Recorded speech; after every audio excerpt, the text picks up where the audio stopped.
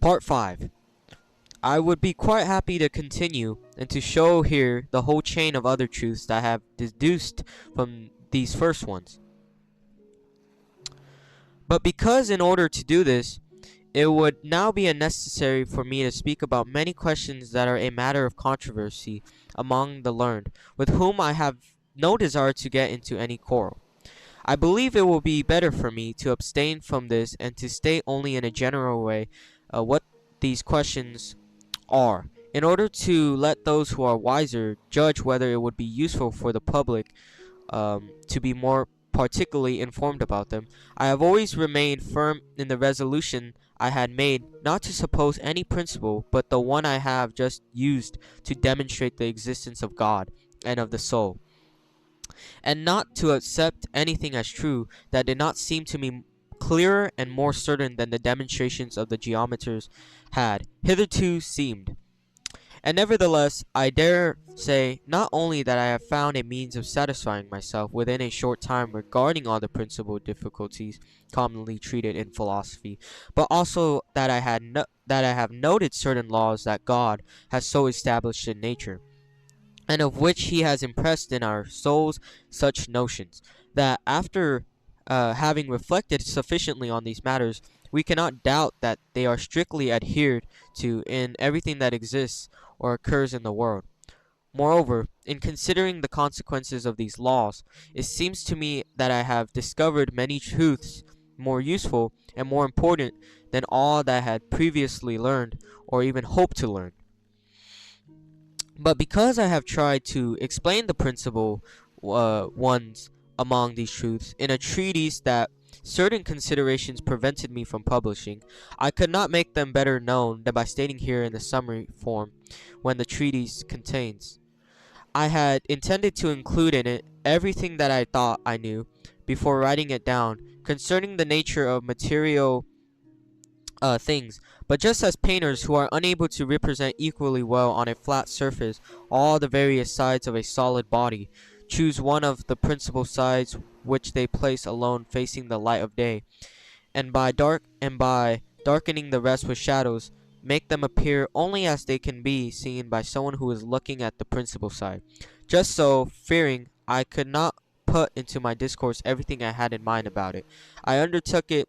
it merely to speak at length about what I conceived with respect to light. Then, at the proper time, to add something about the sun and the fixed stars, because light proceeds almost entirely from them. Something about the heavens, because they transmit light. About planets, comets, and the earth, because they reflect light. And in particular, about all terrestrial bodies, because they are either colored or transparent or luminous, and finally about man, because he is the observer of these things. All the same, to cast all these things a little in shadow, and to be able to say more freely what I judged about them without being obliged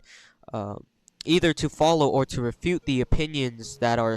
accepted among the learned, I resolved to leave this entire world here to their to their disputes, and to speak only of what would happen in a new world, were God now to create enough matter to compose it, somewhere in imaginary spaces, and were he to agitate in various ways and without order the different parts of this matter, so that he composed from it a chaos as confused as any the poets could concoct, and that later he did no more than apply his ordinary concurrence to nature, and let nature act in accordance with the laws he had established. Thus first I described this matter, and tried to represent it in such a way that there is nothing in the world, it seems to me, clearer and more intelligible, with the exception of what has already been said about God and the soul. For I even explicitly suppose that in this matter there were none of those forms or qualities about which disputes occur in the schools, nor generally anything the knowledge of which was not so natural to our souls that one could not even pretend to be ignorant of it. Moreover, I showed that the laws of nature were and without supporting my reasons on any other principle but the infinite perfections of God. I tried to demonstrate all those laws about which one might have been able to have any doubt, and to show that they are such that even if God had created many worlds, there could not be any of them in which these laws failed to be observed. After that, I showed how, as a consequence of these laws, the greater part of the matter of this chaos had to be disposed and arranged in a certain way, which made it similar to our heavens, how at the same time some of its parts had to compose an earth, others planets and comets, and still others, a sun and fixed stars. And here, dwelling on the subject of light, I explained at some length what this light was that had to be found in the sun and the stars, and how from thence it traveled in an instant across the immense spaces of the heavens, and how it was reflected from the planets and comets to the earth. To this, I added also a number of things touching on the substance, position, motions, and all the various qualities of these heavens and these stars, and as a result, I thought I said enough on these matters, to show that there is nothing to be observed in the things of this world, which should not, or at least could not, have appeared entirely similar in those of the world I was describing. From there, I went on to speak in particular about how the earth, how although I had expressly supposed that God had not put any weight in the matter out of which earth was composed of, none of its parts ceased to tend precisely toward its center, how there being water and air on its surface, the disposition of the heavens and of the stars, principally of the moon, had to cause there an ebb and flow similar in all respects to what we observe in our seas, and, in addition, a certain coursing, as much of the water as of air, from east to west, such as is also observed between the tropics, how mountains, seas, springs, and rivers could naturally be formed there, and how meadows could make their way into mines there, how planets could grow naturally in the fields composed there, and generally how all the bodies called mixed or composed could be endangered there. And among other things, because apart from the stars, I know of nothing else in the world that would produce light,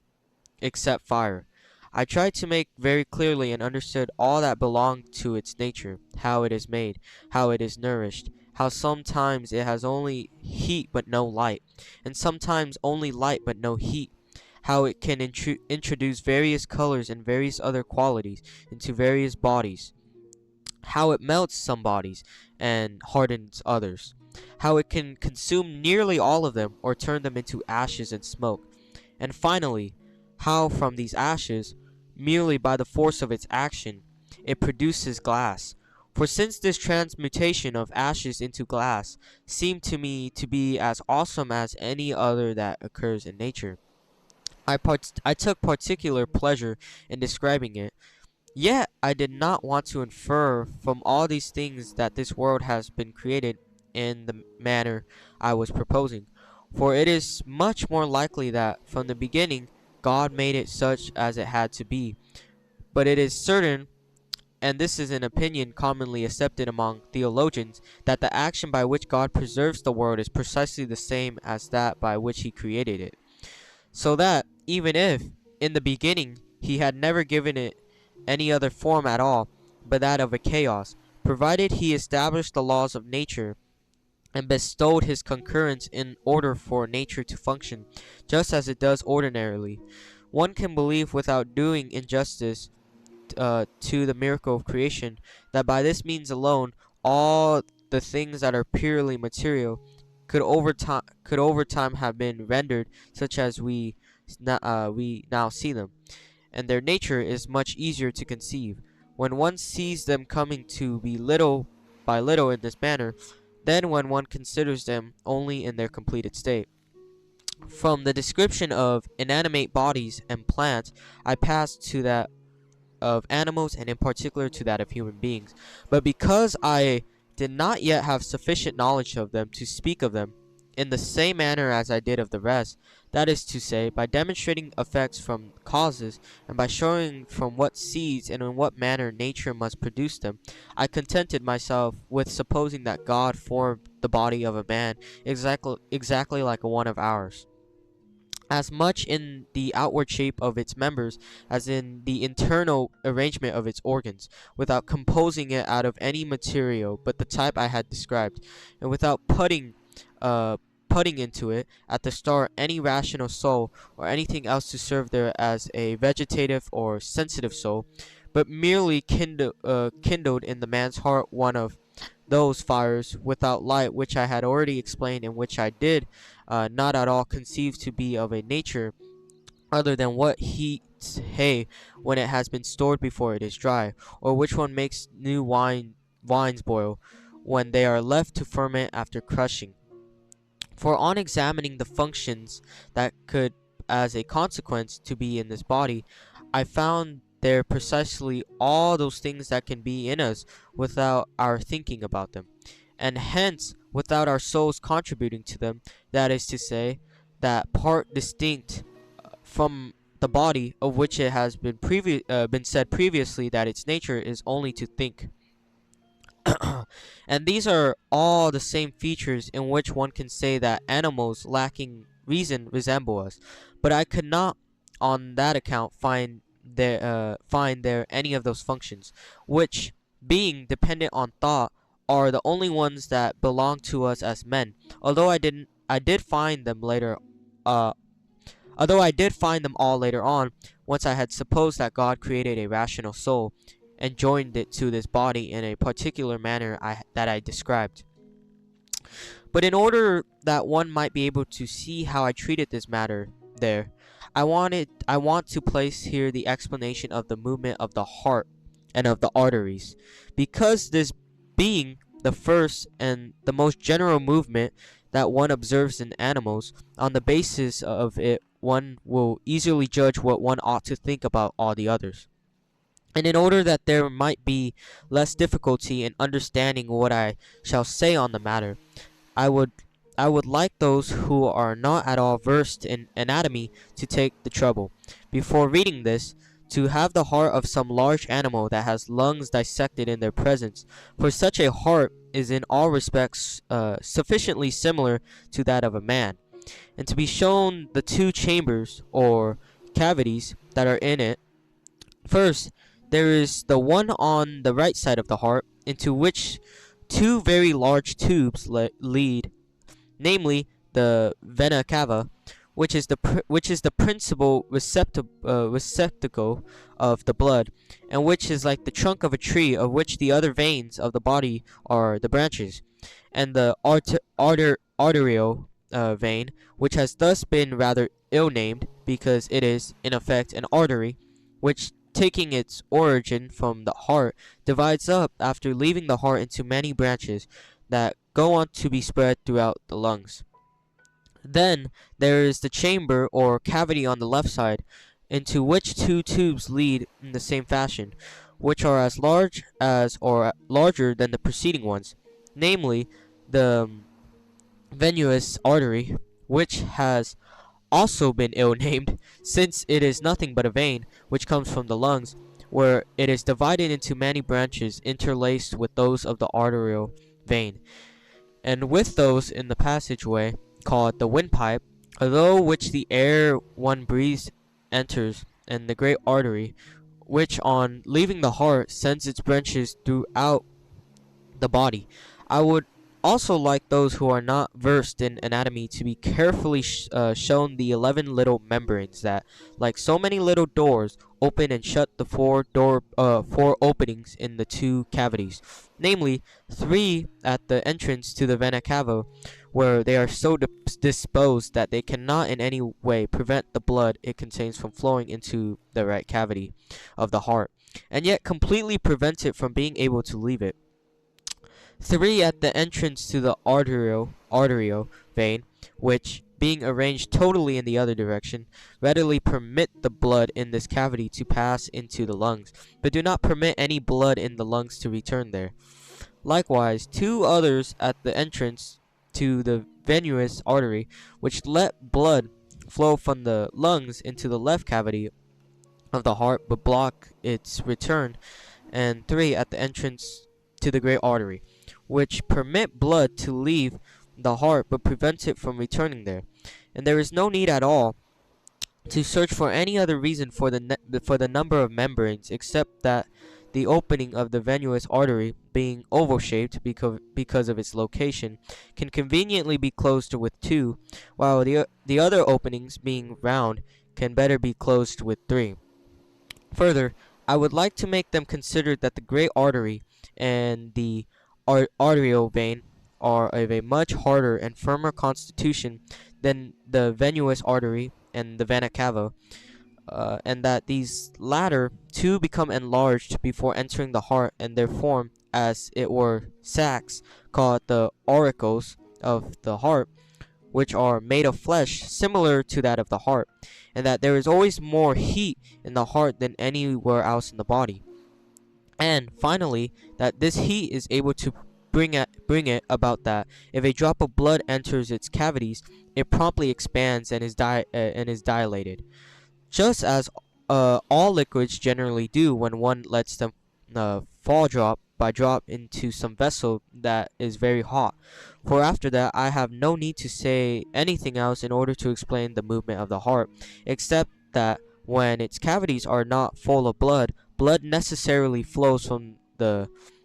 vena cava into the right cavity, and from the venous artery into the left cavity, given that these two vessels are always full of blood, and their openings, which face the heart, cannot then be closed. But as soon as 2 drops of blood have thus entered the heart, one into each of its cavities, these drops, which can only be very large, because the openings through which they enter are very wide, and the vessels from whence they come are quite full of blood, are rarefied and dilated because of the heat they find there, by means of which, making the whole heart inflate, they push and close the 5 little doors that are at the entrance to the 2 vessels, from whence they come, thus preventing any more blood from descending into the heart, and continuing to become more and more rarefied. They push and open the 6 other little doors, which are at the entrances to the other 2 vessels, by which they leave. By this means, they inflate all the branches of the arterial vein and the great artery, almost at the same instant as the heart. Immediately afterward, the heart contracts, as do these arteries as well, because the blood that has entered them gets cooled, and their 6 little doors closed again, and the 5 doors of the vena cava and the venous artery reopen and grant passage to 2 other drops of blood, which immediately makes the heart and the arteries inflate exactly as before. And because the blood that thus enters the heart passes through the 2 sacs called its auricles, it follows from this that their movement is contrary to that of the heart, and that they are deflated while the heart is inflated. As for the rest, in order that those who do not know the force of mathematical demonstrations and are not accustomed to distinguishing true reasons from probable ones should not venture to deny this without examining it, I want to put them on notice that this movement which I have just been explaining follows just as necessarily from the mere disposition of the organs that can be seen in the heart by the naked eye, and from the heat that can be felt with the fingers, and from the nature of blood which can be known through observation, as does the movement of a clock from the force, placement, and shape of its counterweights and wheels. But if one asks how it is that the blood in the veins is not at all dissipated in flowing thus continually into the heart, and how the arteries are never overly full of blood, since all the blood that flows through the heart is going to flow into them. To this, I need to give no other answer than what has already been written by an English physician, to whom homage must be paid for having broken the ice in this area, and for being the first to have taught that there are many small passages at the extremities of the arteries, through which the blood they receive enters into the small branches of the veins, from which it flows immediately to the heart, so that its course is merely a perpetual circulation. He proves this very effectively from the common experience of surgeons, who, on binding an arm moderately tightly above the spot where they open the vein, cause the blood to flow out in even greater abundance than if they had not bound the arm at all. And just the opposite would happen if they bound the arm below, between the hand and the opening, or even if they bind it very tightly above the opening. For it is obvious that a moderately tight tourniquet, tourniquet, being able to prevent the blood that is already in the arm from returning to the heart through the veins, does not on that account prevent new blood from coming in through the arteries, because they are located below the veins, and their membranes, being harder, are less easy to press. And also because of the blood coming from the heart tends to pass through the arteries toward the hand with greater force than it does in returning from these to the heart through veins. And since blood leaves the arm through the opening in one of the veins, there must necessarily be some passages below the tourniquet,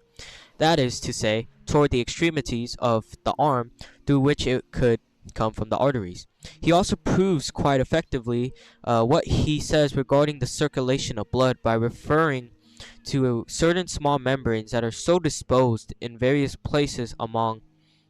the length of the veins that they do not at all permit blood to pass from the middle of the body toward the extremities, but only to return from the extremities toward the heart. And further, by means of the experiment that shows that all the blood that is in the body can flow out of it in a very short time through just one artery when it is cut open, even if the artery is very tightly bound quite close to the heart, and thus cut open between the heart and the tourniquet, so that one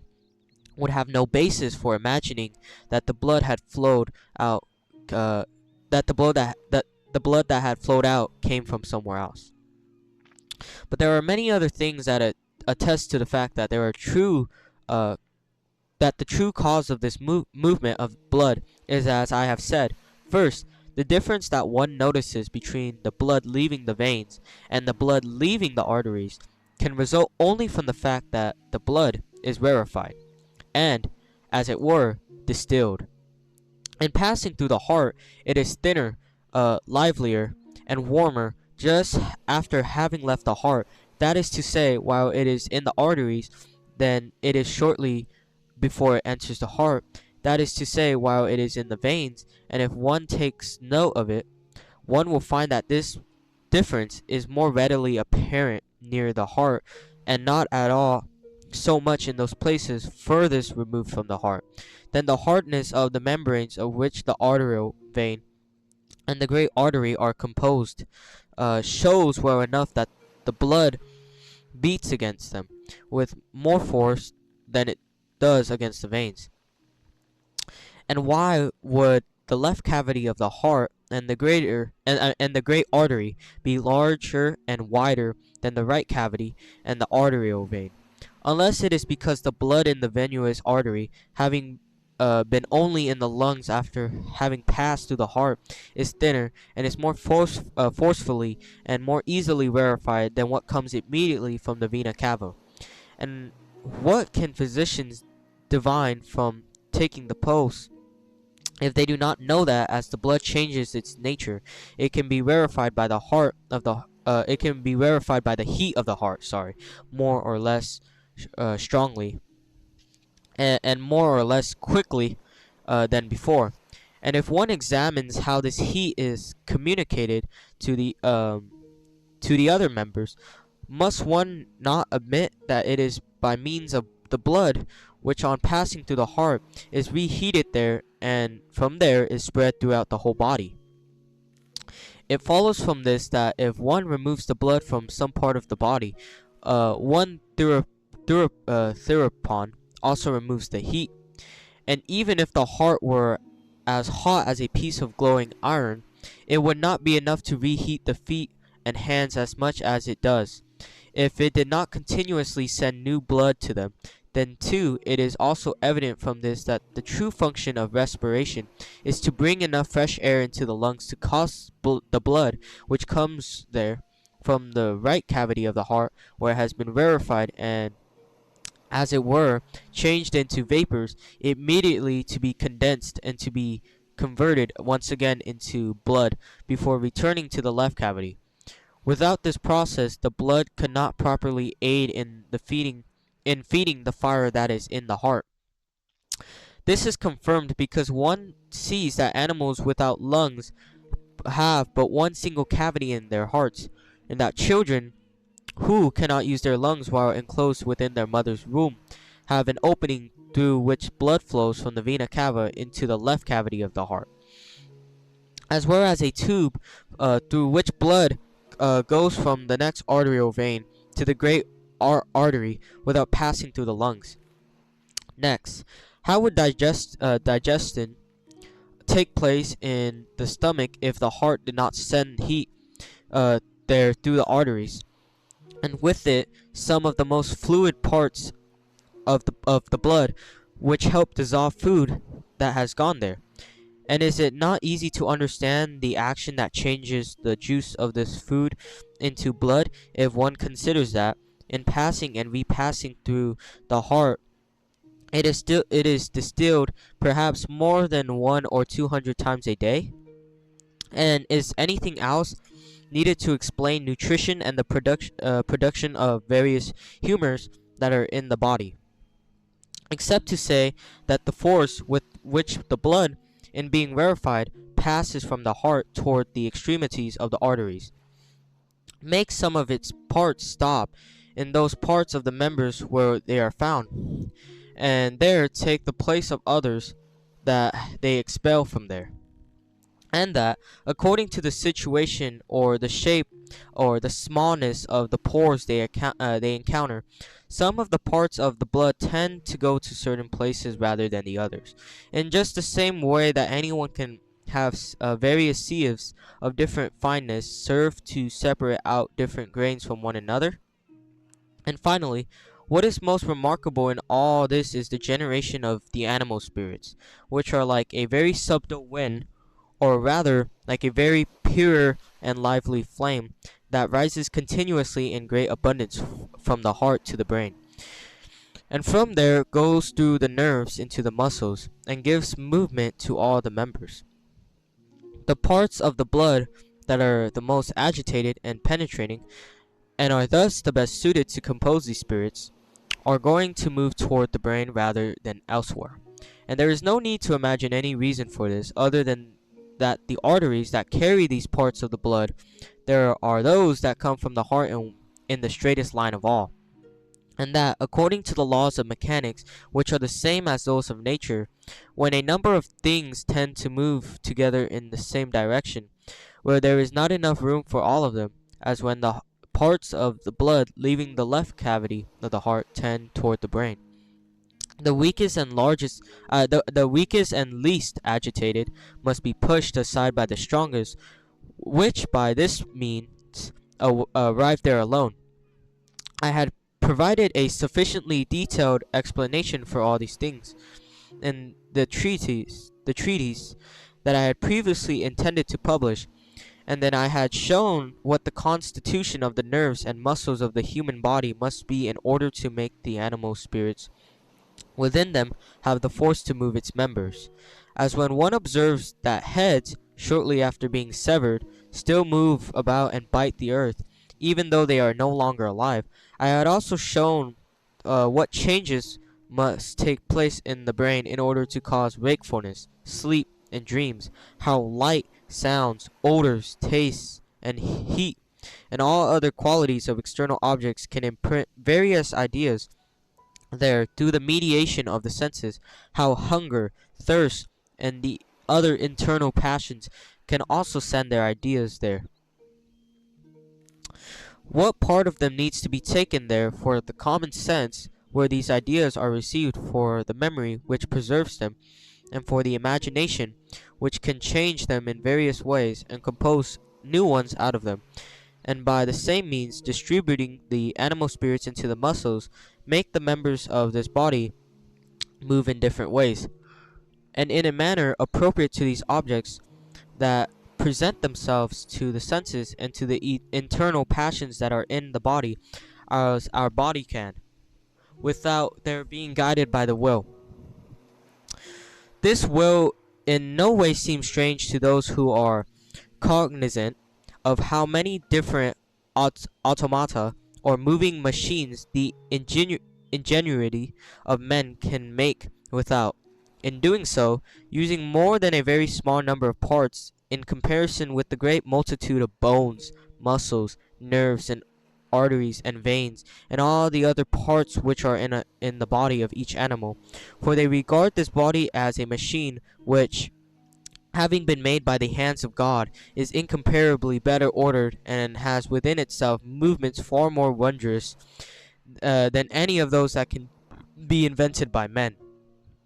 And I paused here in particular in order to show that if there were such machines having the organs and the shape of a monkey or of some other animal that lacked reason, we would have no way of recognizing that they were not entirely of the same nature as these animals. Whereas if there were any such machines that bore a resemblance to our bodies and imitated our actions as far as this is practically feasible, we would have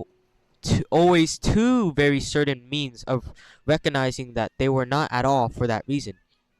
true men. The first is that they could never use words or other signs, or put them together as we do in order to declare our thoughts to others. For one can well conceive of a machine being so made that it utters words, and even that it utters words appropriate to the bodily actions that will cause some changes in its organs, such as if one touches it in a certain place, it asks what one wants to say to it, or if in another place it cries out that one is hurting it, and the like. But it could not arrange its words differently so as to respond to the sense of all that will be said in its presence, as even the dullest men can do. The second means is that although they might perform many tasks very well, or perhaps better than us, or better than any of us, such machines would inevitably fail in other tasks. By this means one would discover that they were acting not through knowledge, but only through the disposition of their organs. For while reason is a universal instrument that can be of help in all sorts of circumstances, these organs require some particular disposition for each particular action. Consequently, it is for all practical purposes impossible for there to be